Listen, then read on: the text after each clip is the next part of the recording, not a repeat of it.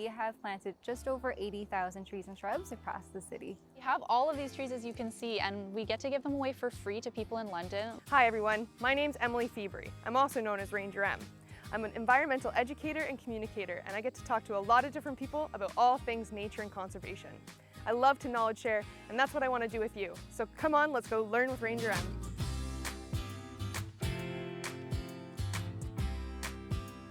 Did you know the City of London is known as the Forest City? This name comes from the first settlers coming over and being mesmerized by all the trees around them. But as more settlers came, they had to cut down more and more trees to build the neighborhoods and the cities of what we see today. You can still see remnants of these forests at Sifton Bog and at Westminster Ponds, which is where we are today. Today we're going to meet with ReForest London, who is going to tell us a bit more about their programs and services and how they're working to reforest the city. So let's go dive into the Forest City. Hi Shaq, thanks for joining us today. I was wondering if you could just tell us a bit about yourself and your role at ReForest London. Hi Emily, thank you so much for coming out to be with us. So actually what I do here is I'm the Westminster Pond Center coordinator, and so we're actually here at the Westminster Pond Center today, and we're super excited to show you more about what we really do and how this place is a place for community. Yeah, I was wondering if you could tell us a bit more about where we are and these buildings and just the history of this place. This entire site goes back generations. So it starts with the indigenous history, of which we have the Attawandaron people, the Anishinaabeg, Lenape peoples, and the Haudenosaunee, who were here as their traditional territory for time immemorial.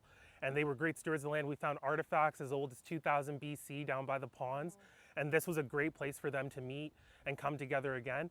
Another reason it was a place for community is the meeting tree, which people who were coming up from the Underground Railroad, escaping slavery, they use it as a meeting spot to be able to navigate their way up into Canada.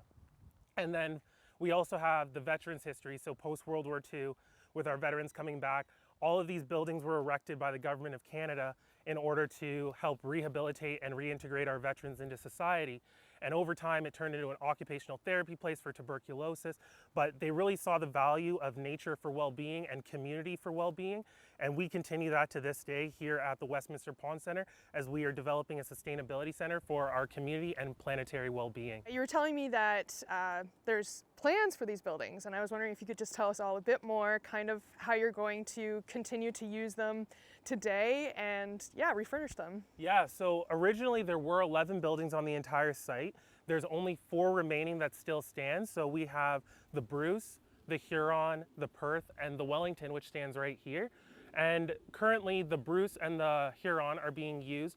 The Bruce is used for office space for Thames Talbot Land Trust, ReForest London, Urban Roots, and for the London Environment Network. And it's also home to our volunteer training center, which is a brand new rentable space that we actually just launched a couple weekends ago. And then the Huron is actually where the Thames Valley District School Board runs their environmental leadership program, where grade 10 students get to spend a full semester, get a semester's worth of credits to experience nature, to learn more about the environmental sector, and to really develop their leadership skills. And currently the Perth and the Wellington are to be determined as we figure out what kind of things the community needs. So we're actually running a community consultation right now, working with our key stakeholders and the broader community to really understand what the London community needs in their sustainability journey. If someone wanted to participate in that, do they just go onto your website? Yep, so exactly. If you want to participate in that and give our feedback, we have our contact us form, and we're actually developing surveys throughout the entirety of the process. It's been going on for over a year now, and it's been very iterative, so we've been taking feedback, building it in, and trying to learn more and more about the community each and every time we reach out to them. I was just wondering how the WPC, or the Westminster Pond Center, helps ReForest London meet their goals. The Westminster Pond Center, the whole idea of it is to really be a catalyst for collaboration. So ReForest London is a tree planting organization, and so the impact that we have on the community at ReForest London is through the value of trees. Now what the Westminster Pond Center does is really allow us to grow into that sustainability umbrella and collaborate with other organizations. So we have great co-tenants here like Thames Talbot Land Trust, who are stewards of land, the London Environment Network, who works with other environmental organizations to create communication and connection. We have Child Reach and their Wild Child program, which allows young children to experience nature in free play. We have the Thames Valley District School Board. We also have Urban Roots doing their urban agriculture, growing in the winter operations.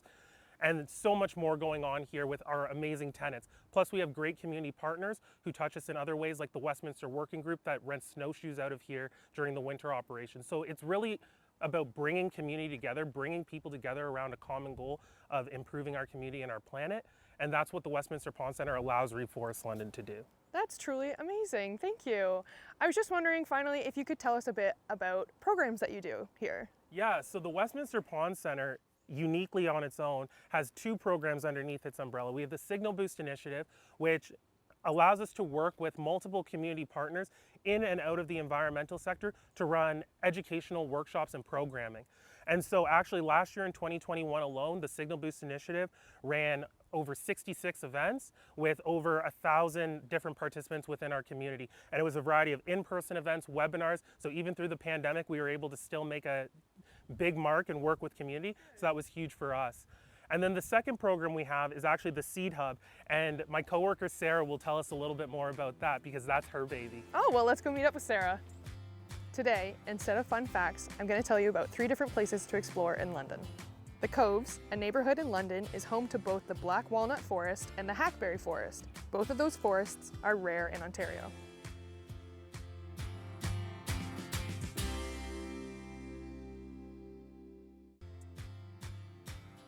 Today, instead of fun facts, I'm going to tell you about 3 different places to explore in London.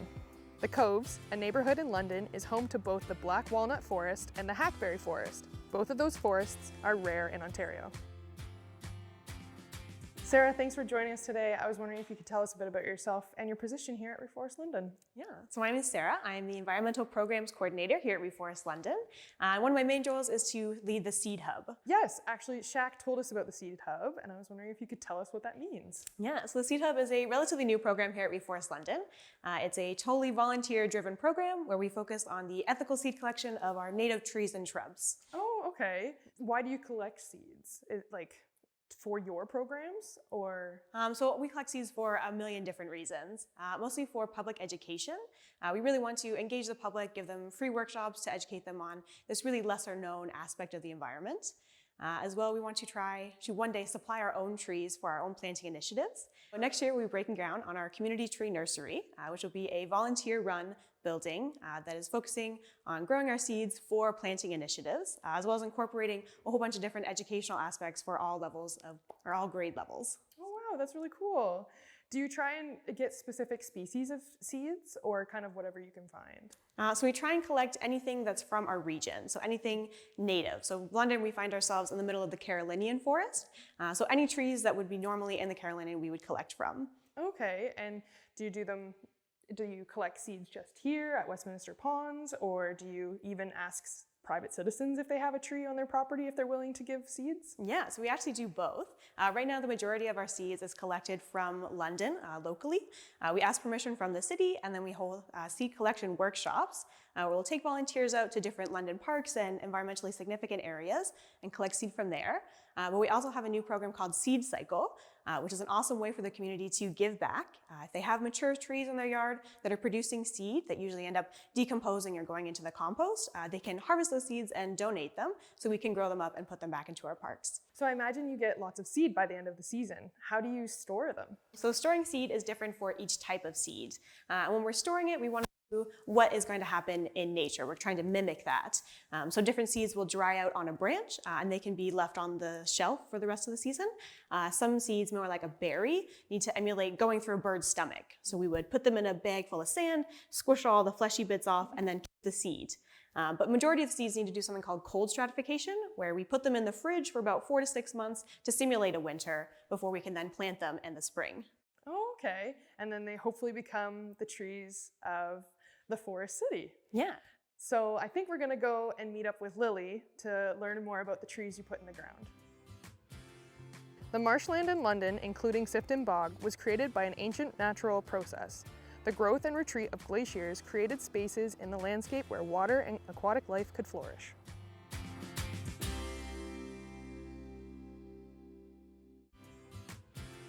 The marshland in London, including Sifton Bog, was created by an ancient natural process. The growth and retreat of glaciers created spaces in the landscape where water and aquatic life could flourish. Thank you for joining us today, Lily. I was wondering if you could tell us a bit about yourself and your position with ReForest London. For sure, thanks Emily. So my name's Lily and I'm the Park Naturalization Project Manager with ReForest London. I've been here just under a year now, and within my role I oversee and I plan and I lead all of the park naturalization events. So I plan and identify parks that we want to naturalize over the next coming seasons, and I take volunteers out and corporate groups, sponsor groups, and I show them how to plant a tree, and we slowly, every season, we start to naturalize a little bit more of London.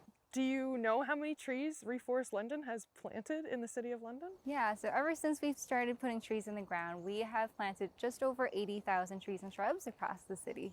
I was wondering if ReForest London has a goal. Obviously your name, ReForest London, you're trying to reforest the city. So if you have like a certain goal, or the City of London has a certain goal you guys are trying to meet. Yeah, so if you aren't aware, we have a challenge. It's called the Million Tree Challenge, where, as it's called, we are looking to partner with different organizations and just with people in London in general to plant 1 million trees. With that goal, we have reached halfway. We've just celebrated our 500,000 trees event. Awesome. And it's not just us, ReForest London, that's planting these trees. It's everyday people. It's people who have land, corporations, anyone who wants to plant a tree. We encourage them to register them on our website at milliontrees.ca. And every tree that's registered gets added to that counter. Okay. And as well, similarly, the city also has a goal within their urban forest strategy to plant more trees so that we can reach a denser canopy. So the goal is 35% by 2065, and I think right now we sit at around 23-24%. So there's a lot more to go, but every tree that gets put into the ground adds to that overall goal. Can ReForest London plant anywhere in the city? Do you specifically aim for certain places? Like, I know we're standing in somewhere that you planted, and like, do you do anywhere in London? Yeah, so we have different little pockets that we aim for. Our most popular planting is what we call a park naturalization or turf conversion planting, where we go to a park within a local community and we bring out community members, volunteers, or corporate groups, and we slowly but surely start expanding out a natural area. We also do schools, so it's a new-ish program, but we partner with school groups and teachers who are interested in planting more trees on their property, and we come out, we show them how to do a site plan, how to choose appropriate tree species for them, and we help facilitate tree plantings on their school grounds. A new one we're starting to do a bit more of is stormwater pond plantings. So stormwater ponds are those big retention ponds that you see in the newer subdivisions, and they play a really important purpose for our city. They hold the water, they help filter water, especially stormwaters that pool up on our roads and on our driveways, and they store it and they slowly release it back into the groundwater. And so we're doing a lot more naturalizations of those stormwater ponds so that they're not just barren grass that pollutants can pool up on. And when you say naturalizations, do you just mean kind of just tree planting? And is it like you try and aim for native species, right? Yes, so we only plant native trees and shrubs because they are what has grown here and has done the best in our region. But there are other organizations like London Environmental Network, who do similar naturalizations as well, but they focus more on pollinator gardens and rain gardens. And together, we're just doing little pockets here and there, but slowly we're naturalizing, hopefully, a lot of London. I think sometimes people forget that after you plant a tree, you still kind of have to care for it. And I know you guys have an aftercare program. Can you tell us a bit about it? Yeah, so aftercare, it's a little bit more relaxed than our typical tree planting events, and we invite all people of all ages and experience to come out and help manage and take care of the sites that we've planted in the past. So we usually do aftercare in the summer, and we go back to sites that we've planted within the year, within the last 2 years as well, and we just do a little bit of maintenance. So we do some weeding, remulching, and it's a great opportunity for us and our volunteers to see the progression of our plantings and see that natural succession happen over the couple of years. And it also just allows us to assess the area and see if there's more opportunity for us to come back and replant it if there are certain plants that aren't doing well, but also see if there's room for expansion if we wanted to plant a little bit more. So it's a great opportunity really for anyone to come out and give a little TLC for our plants. And I bet it's pretty rewarding if they've come to a program a couple years ago and they can see it growing. For sure. And I also heard that sometimes you guys give out free trees. Yes. I feel like we should meet up with Maddie and hear more about that Maddie program. will give you all the info about free trees. Awesome. Thank you, Lily. Thanks, Emily. Warbler Woods in London is named for the uncommon golden-winged warbler that once nested in the area. This spot has become a favorite birding spot over the last 100 years. Warbler Woods in London is named for the uncommon golden-winged warbler that once nested in the area. This spot has become a favorite birding spot over the last 100 years. Thanks, Maddie, for joining us today. I was wondering if you could tell us a bit about yourself and your position with ReForest London. Yeah, so my name's Maddie. I am the Community Projects Manager at ReForest London. So I really manage the community tree giveaway program where we give trees away to people in London for free. And I also run our private planting projects. So any planting that happens on private property that's not in a park that Lily runs would be my responsibility. So I really like to get in touch with those private landowners and make those planting projects happen on their own properties. And I actually studied forestry in school, so I have a lot of a background in trees and I really love trees, and so this is a great job for me because, as you can see, I get to be around trees all day, every day. That's perfect. I was just wondering how you guys are able to give away free trees. Yeah, so we have all of these trees, as you can see, and we get to give them away for free to people in London, largely due to the generous support of the City of London's Tree Me program. So it's a grant that's available for private tree plantings that we are able to access because all of these trees will be planted on private property. So people's front yards, backyards, if they have a big field in their house that they want to plant trees on. So that's how we're able to give these trees away all for free to residents in London. It's a really great program. How would someone go about getting a free tree? Every spring and fall we have tree giveaways, so we'll have them usually running in May to June, and then this year in the fall it's from kind of October, late October and September. And so we have two different ways that people can get trees. One of them is by attending a community tree depot, so those happen in various locations in the city. So people's businesses, in public parks, we'll go with a bunch of trees, load them all up in our trailer, and have people basically come line up, and they get 2 trees that they can take home with them that day, which is really exciting, super fun. Everyone loves to kind of be part of that community and excitement of getting free trees that day. And another way actually, which is pretty convenient, is people can order online. So we'll have our online pre-order that goes live at a certain point in the season, and people can select their trees online and then pick them up at our office at a selected time slot. So that's really great if you just want to come get your tree, you know what you want, and then you can take them home with you that day as well. So we run 2 different ways just to try to get as many people as we can to be able to get these trees on their properties. Wow, that's awesome. And do these free trees, if a private landowner were to get one, do they count towards that Million Tree program?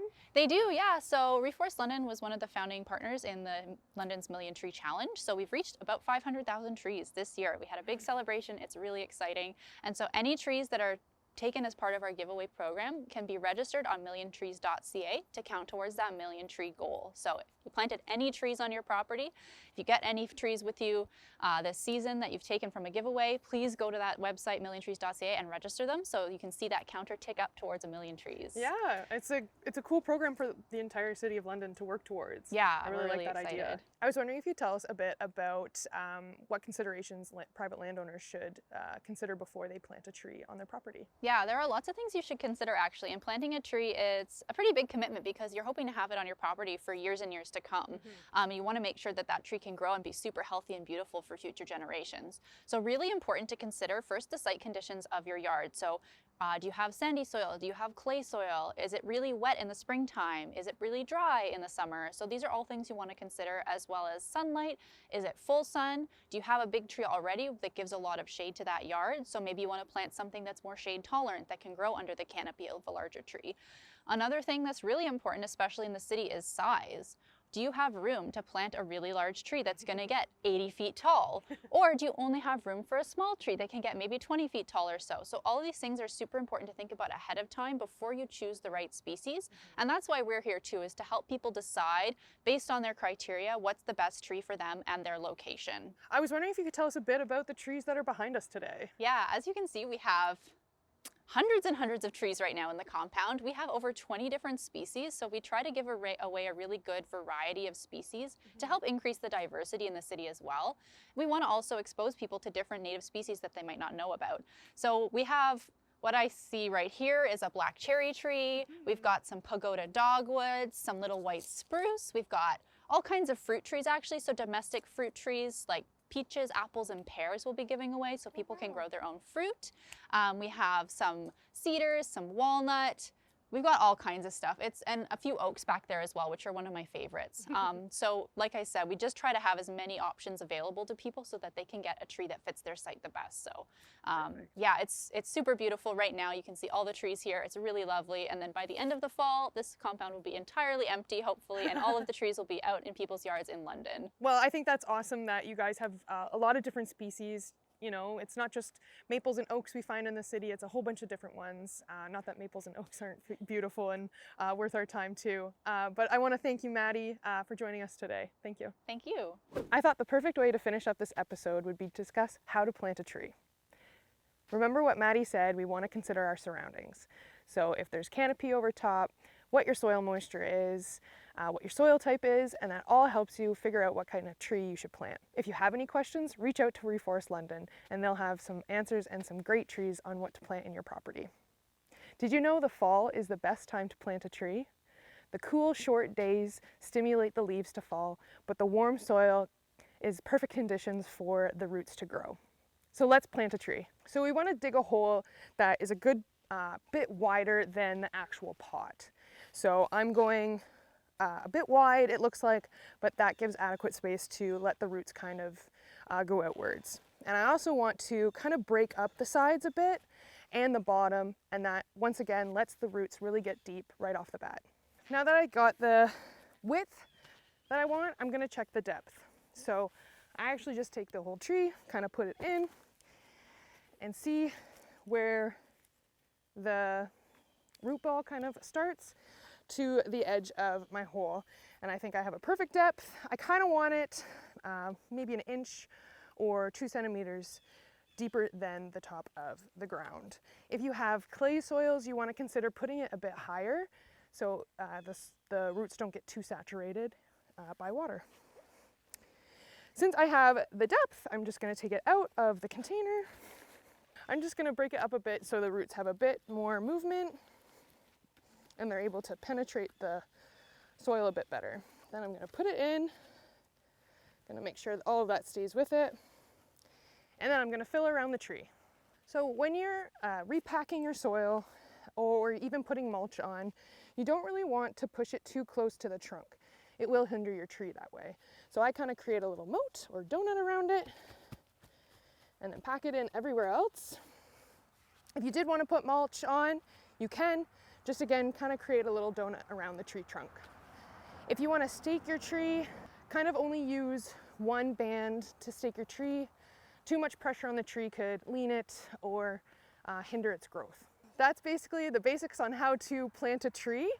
And I just wanted to tell you a bit about the tree that I planted today. So this is a native species called the tulip tree, and it does get its name because of a flower that it grows when it's more mature, and it's kind of yellowy white and looks similar to a tulip flower. This is actually my favorite tree, Carolinian species, and when it grows in the wild, it's actually a super canopy tree. So that means it is growing super tall and even taller than like the average tree canopy. It wants to reach above that canopy and get all of the sunlight. So it is a super tall tree. Now, that's basically all for today, so thanks for joining me, and until next time, see you in nature.